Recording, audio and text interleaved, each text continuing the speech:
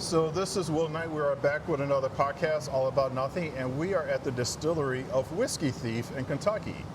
And we are joined today by the owner and CEO of Whiskey Thief. Introduce yourself.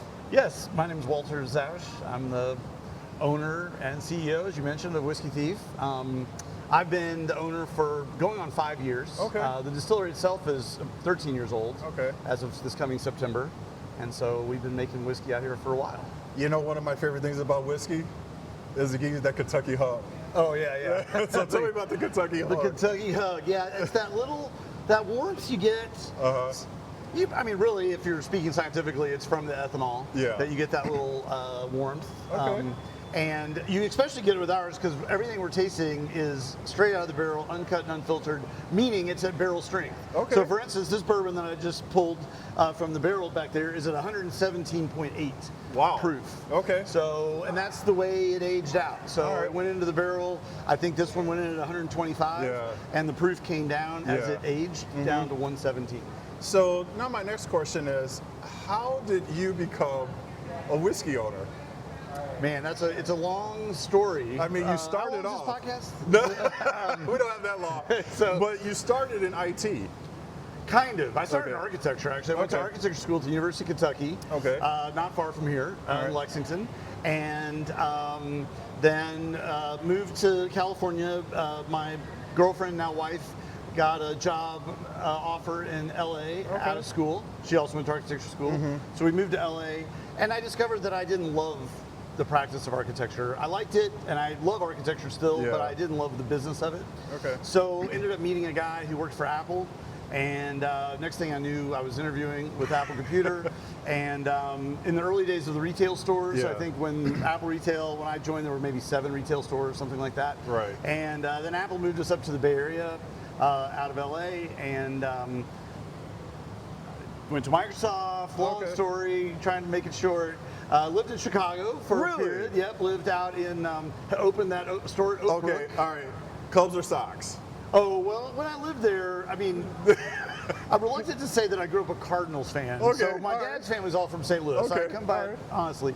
But when I was there, it was all Cubs. Okay. Although I loved going to Sox games because Sox the games are experience good. out there was I'm a great. Cubs fan. Yeah, I'm a Cubs fan. But nothing beats Wrigley and Cubs. Exactly. Now, it became very difficult when the Cardinal Nation, or whatever they call themselves, would invade Wrigley. Yes. What was I supposed to do? I didn't know what to do.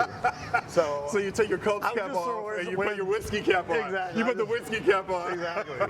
I go, I'm a Kentucky Wildcats fan for this game. Yeah. There you go. So, any case, was living in Chicago. We wanted to get back to Kentucky, and career things. You know, Microsoft really wanted me to live in Seattle. I was working for Microsoft at that point. Wanted me to live in Seattle, and we wanted to kind of put down roots in Kentucky, which we did. I have two small boys at that time, and all of our family was here. And so got back to Kentucky, worked for a technology startup here for a while, and then it was like, okay, what am I going to do now? And I'd always been a bourbon fan. There you go. And so one thing led to another, and I started a little company, and I guess made some good decisions along the way. And this place was where I stored barrels and did bottling. So I got to know the owner here. COVID hit this place, as it did everywhere, limiting tourism, and basically ending tourism in Kentucky, and for that period. And I think the founder, a guy named Ross Caldwell, I think he was here for 10 years or so, a little less, and I think he was ready to retire. And then we drank bourbon one night for a long time, and he convinced me I should buy it. There you go. And then I had to tell my wife. Hey, honey, I just bought a distillery. Exactly. So just to let our audience know, we are at the Whiskey Thief Distillery in Kentucky, and we're actually where all the barrels are stored. And describe this place. Yeah, so we're a 127-acre farm right in Franklin County, Kentucky, right off I-64, basically halfway between Louisville and Lexington. And when you come onto the farm, we're a working farm. There's corn growing all around us, as you saw probably when you were driving in. We use that corn in our Okay. bourbons and whiskeys. Really? And so yeah, we'll harvest it, bring it in, and then we distill right there. Okay. If you can see, right there Yeah. is our still. I think it's It's running like at the moment. literally 15 feet away. Yeah, the still's Yeah. right there. We ferment in those tanks back Okay. there. And then we store barrels in that barrel warehouse over kind of Okay. just 200 feet that Yeah. way. And yeah, and so then, but this is where when we bring guests in, Yeah. they have a chance to come in, see how we do it, what we do, how we do it, talk to distillers.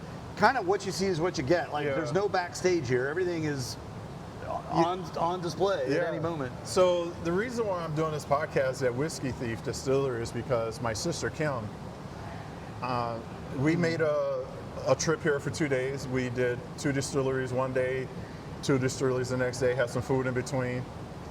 And it was interesting because you were our last stop. Oh yeah. Whiskey Thief was our last stop.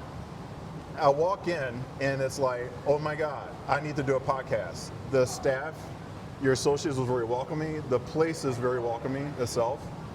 And everybody was nice. Well, thank you. Yeah. And it was interesting because like I did 2 tastings and there's 5 barrels of tasting.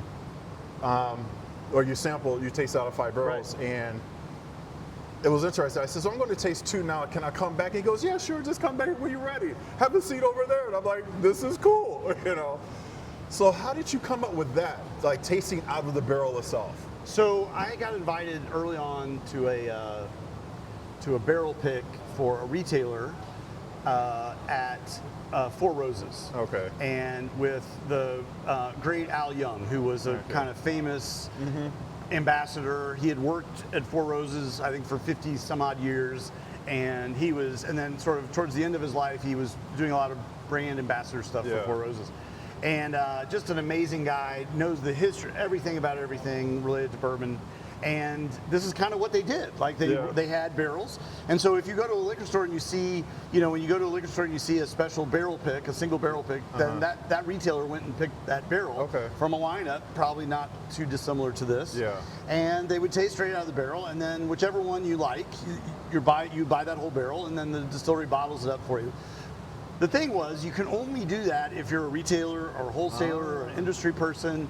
The average mere mortal consumer doesn't really ever get that experience. Right. And it's an awesome experience. And to me, it was like, this is the greatest thing ever that I had ever done related to spirits. So I said, let's democratize the barrel pick. Ross was already kind of doing that here. So he had a lot more barrels and he was just sort of helping people talk about the different barrels and stuff. But we really formalized it, got it down to 5 barrels. Okay. We added this chalkboard, which you can't see there, but it tells you all the information about what you're tasting, the mash bill, the age, the proof, all of that. And we bring people in, and that's what we do. That's the other big thing we do here is we have this experience. You come in, you get a glass just like this. We pull, cheers. Cheers. We pull whiskey straight out of the barrel, which I did right as we were starting this. And then you taste it. So tell me, we're going to taste some whiskey now. And I should mention real fast, this is a Whiskey Thief. So that's what I was going to ask. Our name is not that anybody stole anything. Nobody stole whiskey. It's illegal to steal whiskey. You cannot steal whiskey in Kentucky. Yes, I'd like to go on record officially. Stealing whiskey is bad. Right, right. But thieving it out of a barrel using a Whiskey Thief is good. Okay. Because you get to taste exactly what's going on in that barrel. All right. It basically works like a big soda straw. Like you create a little suction, you pull it up out of the barrel, you're able to dispense it in a glass. So being a whiskey thief in Kentucky is legal. That's right. Okay. Exactly right. and in both meanings of the term. Exactly. There you go. So tell me about your family. You have 2 boys, Pride and Joy. Yep. We live in Louisville. Okay. And I've got 2 boys, 13 and 15. All right. And they're runners. And Oliver and James, they're great kids. And my wife also works in the industry. Actually, she's an architect. We met in architecture school. And she's an architect and works for a lot of the big distilleries. Okay. And so I also have kind of an in-house architect, so when we need to do things, but I'm not doing the kind of work she's doing. Right, she's doing big, huge, manufacturing kind of style. So, Whiskey Thief goes to your legacy. for your family. Yes. You know, that's very important. Exactly. So tell me about the type of whiskey that we're tasting right now. Yeah, so this is actually a rye. Okay. I pulled it from that rye barrel All right. because I really like it. And I thought it was a good one to start with. All right. But this is a 6-year rye whiskey. All right. So if you know, bourbon is got to be 51% corn, and then usually 2 other grains. For rye whiskey, it has to be 51% or more of rye, which is a grain. And this, in this case, it's a 95% rye, 5% malted barley at 117.8 proof. And ryes tend to have a little bit more sweetness. Yeah. They have a little bit more spice to them. Yes, So that's what I tasted. You get that grassy, kind of spicy, sometimes like baker's spice kind of spice.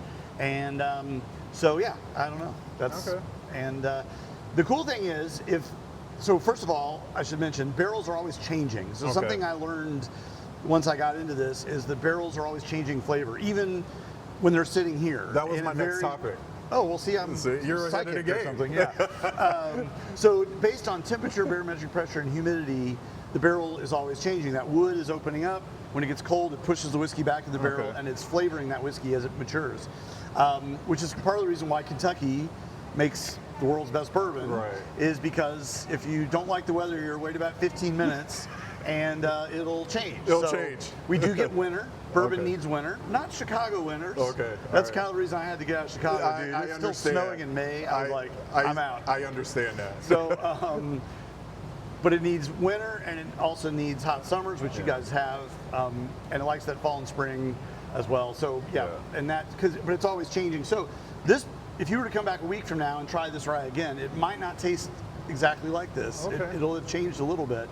Sometimes for the better. Sometimes they'll go on downturns, and I'll go, But invariably, everybody tastes differently. So for me, because I'm kind of a sweet taster, if a barrel starts to be a little more bitter, I'm like, I don't know. But then, but there's 2 people in line behind me going, oh, that's the best one. That's the best one, right. I can't. Who am I to say what people like? You know. Right.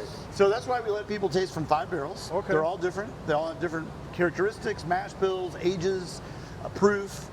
And like I said, they'll be different. And if anybody loves any one of these, which I hope they do, typically out of 5, 1 out of 5 is they can take the barrel easy. home. They get to take the barrel home. We load it in their back of the but they do get to fill a bottle using a Whiskey Thief. Okay. So we'll do that before you leave as well, if you want. Use a Whiskey Thief to fill a bottle. We seal it, label it, make sure it's legitimate and legal, no thieving. That's what I did last time. I filled my own bottle. Yeah, great. It was awesome. It was awesome. So, and that's one of the experiences that you have here. Yes. Which is great for people who want to is come in and visit and go for a true tasting. You come to Whiskey Thief. Yes. And I'm glad you had the experience too because we always tell people just taste at your own pace. Yeah. You want to try to go sit. You know, if you were here, you'd see. Well, you're here. At the back, we have a big patio out back. When it's not quite so hot, we have a fire pit out there. We have live music, food truck where we serve food, cocktail bar. All right. So people can come, taste a couple, go relax, hang out with their friends. You know, we get a lot of people celebrating birthdays or promotions or anniversaries or bachelor parties even, which can be a little challenging at times.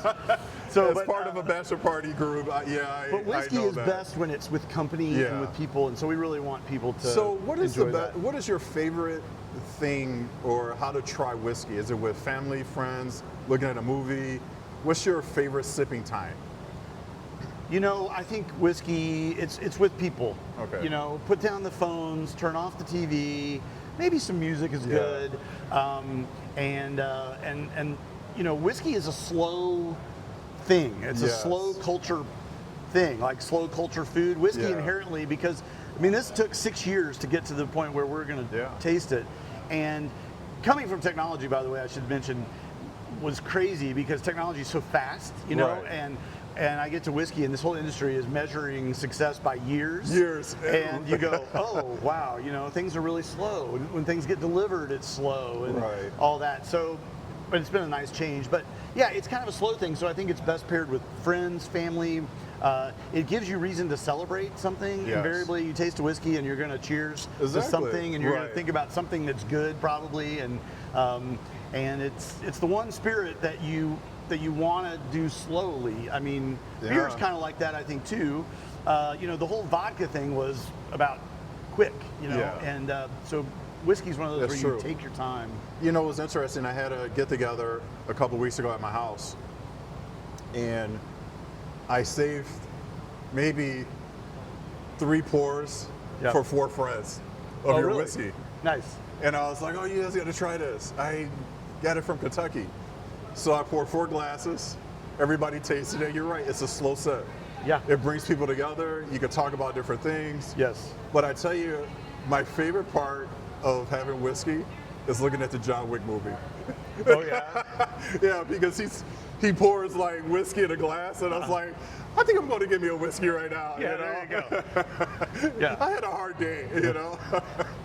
John Wick always has a hard day, doesn't he? John Wick always has a hard day. yeah. Exactly. So what I noticed about your barrels is some of your barrels have 3 boys. Yes. Are you planning to have another boy? No. If my wife This is were- your 3rd boy Yes, right if here. my wife were here, I'd go, honey. And Right. she would say, hell no. Right. No, we love our boys, don't get me wrong. But no, so Ross, the former owner, has triplet sons. Okay. And so at some point, the original name of the distillery was Whiskey Thief Distilling Company. Okay. Our licenses, since the inception, it was that. At some point, he got sort of quasi-bad advice that he couldn't trademark the name. Got it. So he changed it to Three Boys Farm Distillery, excuse me, and I liked it I liked the Whiskey Thief so much better that I brought it back, and and also we could get it trademarked. Yeah. Finally. So tell me about your whiskey. Is it sold in other stores? Is it only sold in Kentucky? What's that process? We have exclusive distribution rights to the 127 acres that you're sitting on right now. All right. We are not in distribution, and that's a big differentiator for us. So in fact, sometimes I tell people that and they think I'm absolutely insane. How do you even survive without being in distribution? And we do that, well, first of all, we can only make about 1,000 barrels a year, which is not a lot by, you know, I mean, there's Heaven Hill, I think, probably has made 1,000 barrels just in the time we've been talking. Right. So we have a kind of limited amount, and people come to us. And so if you want a bottle, you got to come here or to our location in Louisville. And thieve out of the barrel and do that. Now, I never say never on the distribution thing, but it's been not a core tenet of this place for 13 years. So, I mean, I think we want to be in more of some of the bars and restaurants, especially in Kentucky, that we celebrate and we think are awesome. And we go, oh man, wouldn't it be great if our bottle was on the shelf there? And so, you know, I think you'll see that happen. But right now, you got to come to Kentucky. So, hey, and there's nothing wrong with coming to Kentucky. It's a quick trip. It's 15 minutes from Chicago. Yeah, that's a super fast flight from Chicago. I know, right? Yeah. People ask me, like, why do you go to Kentucky? I'm like, 1 for whiskey tasting. Right. And 1 is Kentucky bourbon or whiskey. Yeah. So that's the true, for me, that's the true sign of really good. In fact, I think you can get from Chicago to Kentucky faster than you can get from like Lakeshore Drive to like Naperville, right? I mean, So this, 5 o'clock on a Friday, definitely. Definitely. So tell me about the grounds here. Like, did you acquire all this? Was it? Yep. And so 127 acres. It is about as Kentucky as you get, rolling hills, especially this part of Kentucky, you know, getting more towards horse country, which is a little east of us. But farming has always happened here. Whiskey's always been made. You know, Frankfurt is one of the huge capitals of bourbon, with Buffalo Trace there, and there were lots of old historical distilleries. Some of them don't exist anymore, but Frankfurt was always a place. Lawrenceburg, which is very close to us, Mary Dowling was in Lawrenceburg, and there was a lot of stuff that happened, a lot of bourbon history in Lawrenceburg. So we've got the terroir of bourbon right here. And then we farm it. So we have about 25 acres we farm for corn. There's some cows on our property. Which we did see cows. Yes. They're the neighbors' cows technically, but they're very happy. Then we've got some goats. The goats are more for the customer enjoyment because they do nothing of use to us really. They're delightfully cute and they're little baby goats, and we have fun with them. But I don't think they don't, for what we pay for them, Yeah. they don't do anything. They're Okay. really lazy, All right. and they're Yeah. not all that helpful. So but they're delightful. So yeah. we're going to go back to whiskey, and so tell me about the awards that you won on your whiskey. taste. Yes. So we enter some of, I kind of hand select certain things that we want to enter into the awards, and there's some great competitions out there. For me, I'll be honest with you, and this is probably also, if any distiller was listening to this, they would think I'm crazy. I think a lot of distilleries do the awards as a marketing, they do it on the front end. Yeah. Typically what I do is I go, oh, this barrel is amazing. Let's pull some bottles from that and send it to the awards, and then we drink the rest of the barrel. And then we win double platinum in San Francisco or whatever, and I go, and everybody goes, oh, we want to buy that bourbon. I go, oh, we drank it. Sorry, or somebody else drank it, right? It's gone. It's gone. It's gone. So now we're kind of thinking about our awards thing, but for me, it's more just, I see it as kind of a litmus test to know how are we doing. Yeah. And how do we stack up against the competition? Is it, if I think something is really good, do other people? Or is it just my own, you can't get high on your own supply, you know that deal?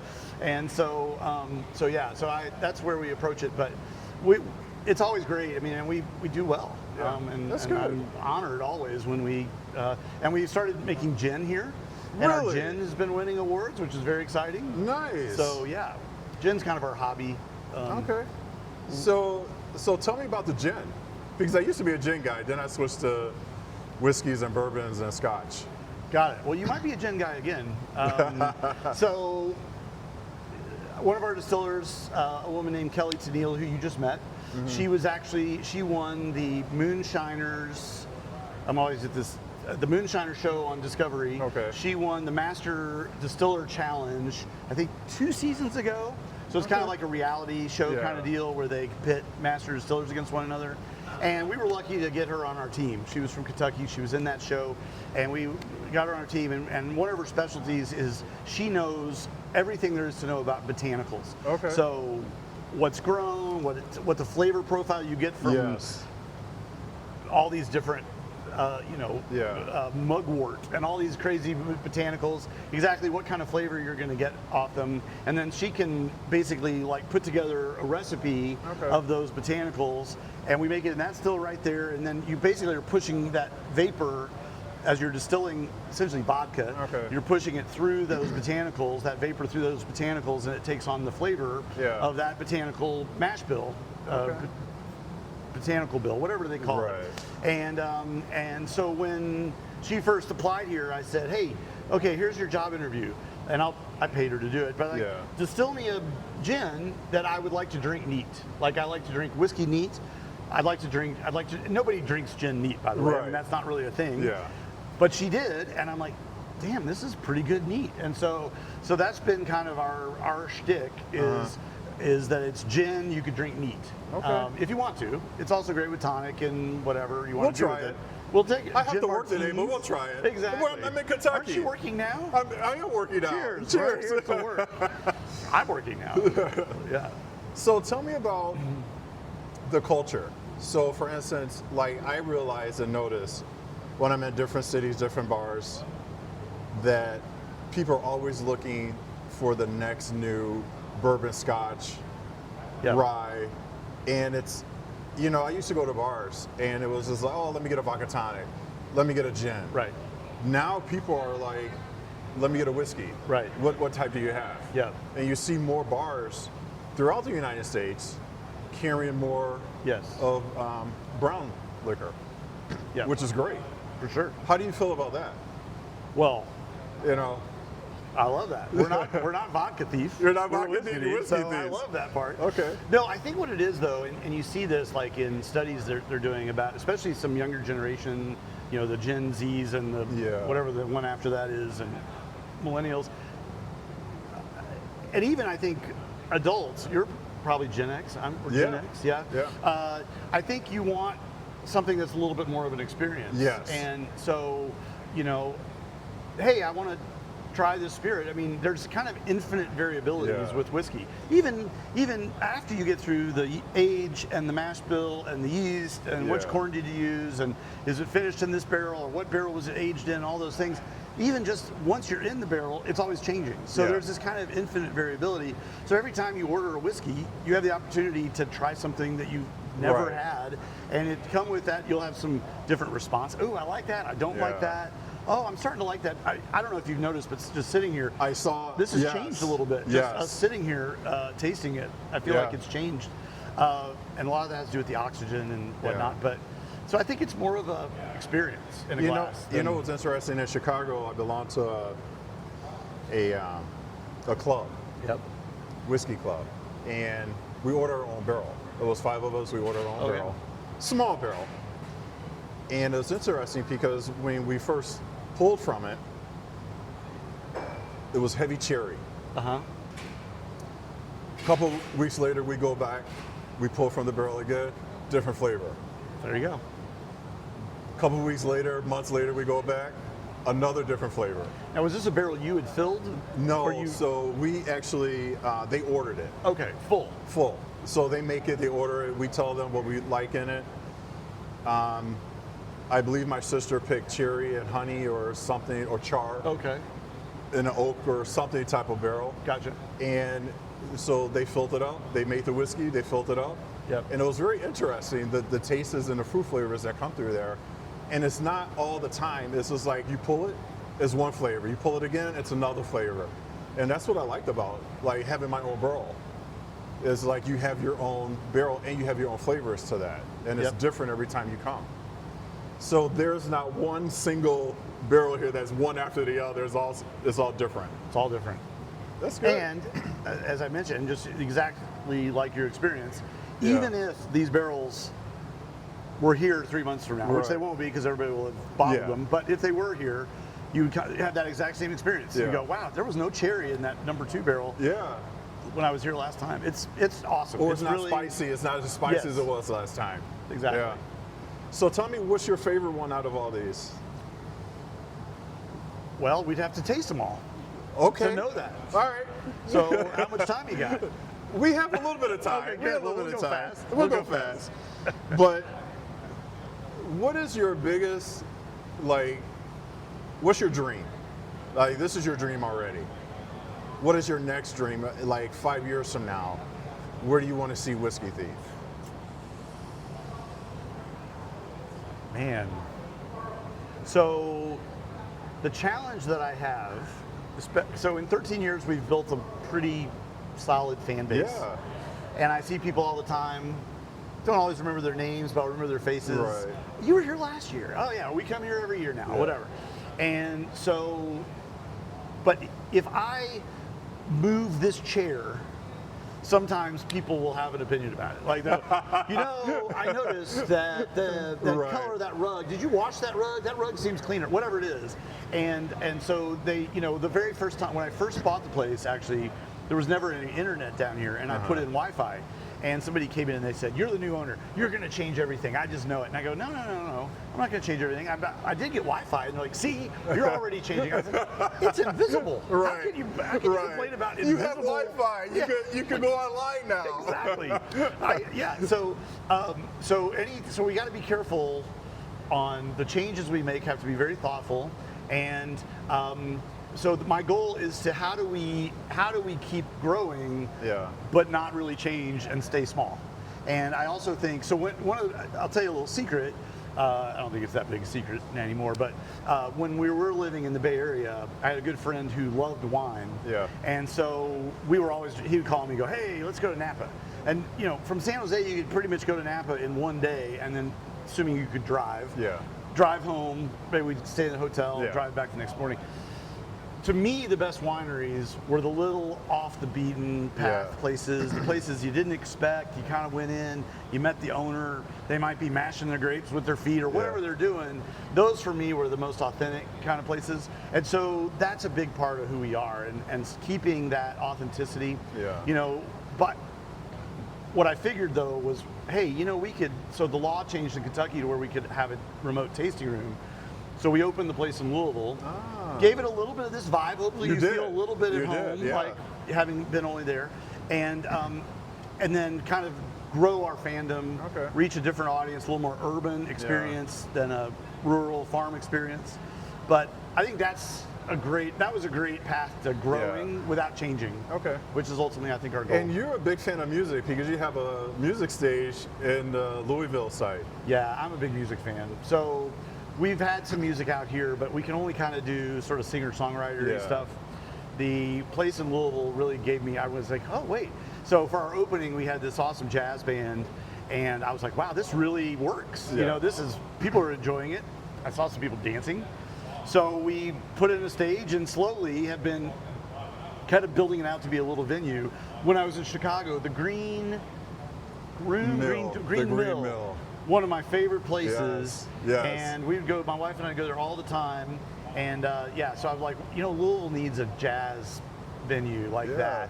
So I'd say we're jazz and we're jazz adjacent because I also, while jazz is kind of the quintessential American thing, and definitely was a stop in Kentucky. So, right, if you got kind of the jazz thing was Chicago, New Orleans, but includes Memphis, includes Kentucky. There were a lot of jazz guys coming out of Kentucky also.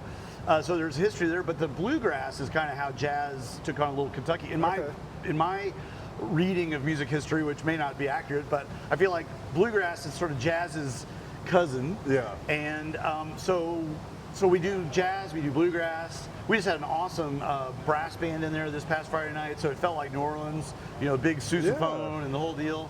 And so, that's kind of what we're doing there, and I'm just in heaven because I get to go and So tell listen the to great audience, music. where's your tasting room in Louisville? Yeah, so there's a kind of newer neighborhood in Louisville called Nulu, which is short for New Louisville.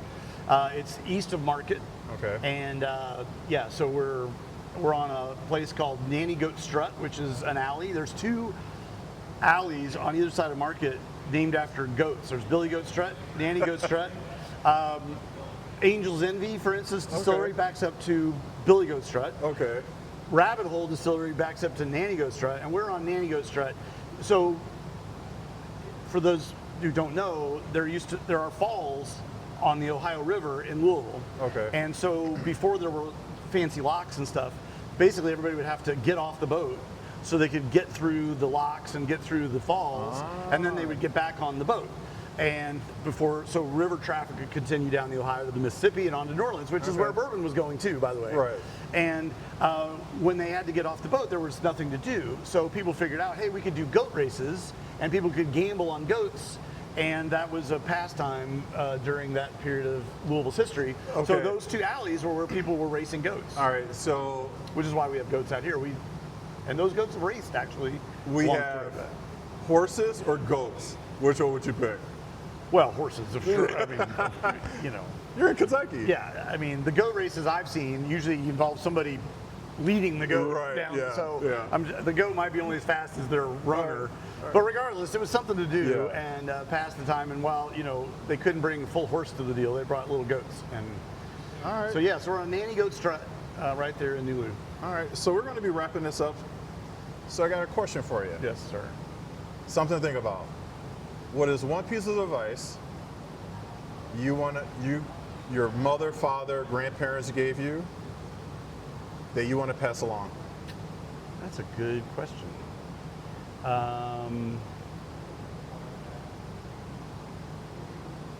So my father who passed away 5 years ago. Here's to my Cheers father. To him. He used to always, his thing was always keep an open mind. So he'd always say, take in as much information as you can, figure out your own filters, your own way to process it, and then reject what doesn't pass whether it's your logical test, your ethical test, your religion, whatever thing you might have, whatever filters people have. Have your own filters, have your own belief system, have your own ethics, your own values. Bring that as much information as you can, and then process it, run it through filters, and then throw away the stuff you don't need. But for me, that meant always keeping kind of an open mind and thinking about possibilities and always learning. It was also kind of created, I think, a mindset for me where I'm still I don't know I can't make this stuff. I have distillers that make this stuff. Right. But I'm probably ask them more questions than just about And you're anybody. over their shoulder looking, they're like, why is he over my shoulder all the time? Exactly. And sometimes I didn't think I'm asking questions like I'm making a suggestion, like, shouldn't you be doing it this way? Right. But I'm not. I'm always Should like, we add more of this? why are you doing it that way? And because I'm always learning. Yeah, Someday, they're thinking there's too many chefs in the kitchen, Exactly. and you're like, I want to learn from the chef. I'm just like a kid, Right. just absorbing Yeah. it all. And Yeah. someday, I think my goal, I haven't told anybody, this is breaking news. Breaking news. Is someday I want to get to the point where these guys can go, okay, well, it's your turn. Run the still, make some barrels, mash the grain, do all the hard work we've been doing. And I'm probably still going to need help, but it'd be fun to kind of say, hey, I learned something. There you go. So there you go. So that comes from my dad. There you go. Yeah. Okay. Well, what's the best thing about Kentucky besides your whiskey? Basketball, All right. obviously. All right. Kentucky basketballs. Barbecue, Tennessee. Not Louisville basketball. Not Louisville? Not Louisville. What's your favorite barbecue, Tennessee or Kentucky barbecue? Kentucky barbecue for sure. So I actually had a really good friend from Texas. This is the lightning round, I think, so I'm going to make it a long deal. But a good friend from Texas, went to architecture school with, and he was just diehard Texas, Texas everything. And one time I convinced him, because it was Davy Crockett that was at the Alamo. Davy Crockett I'm not for sure. or Daniel Boone. Davy Crockett or Daniel Boone were at the Alamo and died at the Alamo. So I told him, one time we were having barbecue, and I go, the only reason there's barbecue in Texas is because Davy Crockett or Daniel Boone, whichever one, showed them how to preserve the meat. And that's why they could last as long at the Alamo, because they taught them how to barbecue all the meat they had, otherwise it would have gone bad. And for like 5 minutes, he believed me. He's like, seriously? I'm like, yeah, man, that's a true story. He's like, really? I'm like, yeah. And then about 5 minutes later, he's like, no, that didn't happen. You made that up. We're the kings of barbecue. You're the kings of barbecue. Yeah, but exactly. I think Kentucky is. So. Best movie? Oh, best movie. Toss up between Star Wars or The Big Lebowski. Okay. Very similar. What's the last question? The first bourbon you ever tasted? First bourbon I ever tasted. Man, it probably wasn't very good. So when you go to the University of Kentucky, before the times of metal detectors and all that, a flask of bourbon was pretty customary for any home football game or any trip to the horse races, which in Lexington is a place called Keeneland. So whatever was in that flask was probably the first taste of bourbon that I had, and it probably wasn't good. Okay. It was probably whatever I could afford. Right, exactly, at that time. Okay. So, well, Mr. Walter, thank you for coming on. I appreciate it. My pleasure. Thank you for coming all this way to talk to us. You know something? When you're in Kentucky, you have to just stop by Whiskey Thief. I do every day, actually. Hey, I'm going to, do you have a bed and breakfast here? Because this will be my breakfast and going to bed. And your bed, yes. All right, thank you very much. Yeah, appreciate it. All right. And that's it for All About Nothing with Will Knight. We'll talk to you guys later.